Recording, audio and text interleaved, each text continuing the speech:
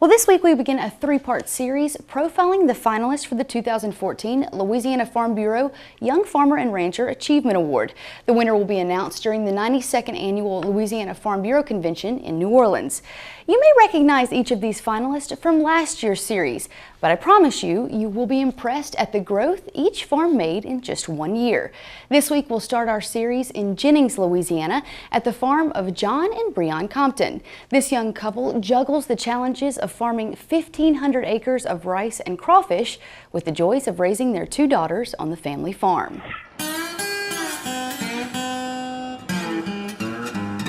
In round 3 of Man vs. Mud, John Compton is stuck again. 3 tractors stuck in the mud is just one of the battles he faces farming rice and crawfish in Jeff Davis Parish. We have a challenge locally as well as nationally, and then above that even internationally. We compete with other countries that subsidize their crop. But he's not competing alone. From checking crawfish traps to pushing tricycles, John and his wife Brianne take on the challenges of raising a farm and a family together. Teamwork, it takes a team to do something like this.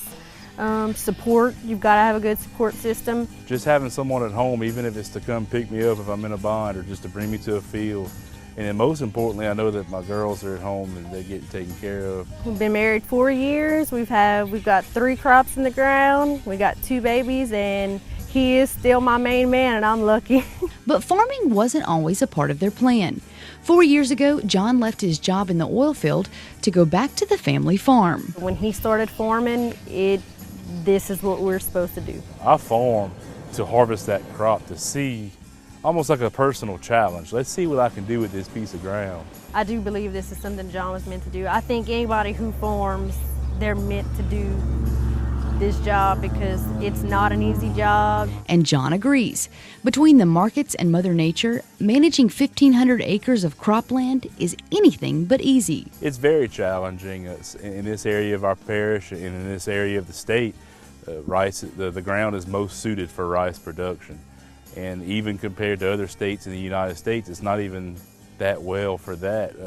Arkansas has quite a bit of acres that are solely suitable for rice, and they're still better suited for rice than we are. This silty loam soil holds water much like cement, and that makes drainage a major problem. We're sitting there just constantly managing water, and that's really where the hard work or the job really gets tough. Is every day the first thing I do is go to look at all the water. We call it checking water, and people look at you funny when you say you go check the water, but the first thing I do in the morning is check water, and the last thing I do at night is check the fields, check the water. John says each challenge creates a new opportunity to make this farm more successful. My goal is to make that farm the most profitable for me, the landlord, and in the future, make it even more profitable than that, whether it be improvements, whether it be technology, seed varieties, anything I could do to make my operation and the land I farm more profitable, I will.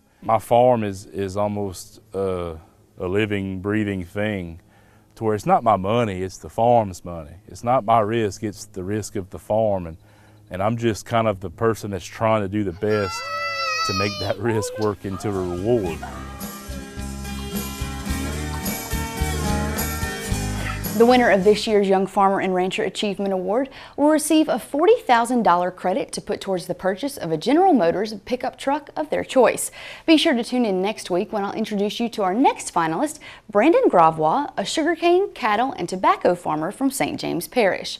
Still to come on This Week in Louisiana Agriculture, we'll take to the air in my Ag Minute. I'll show you how these single-engine planes keep food costs low.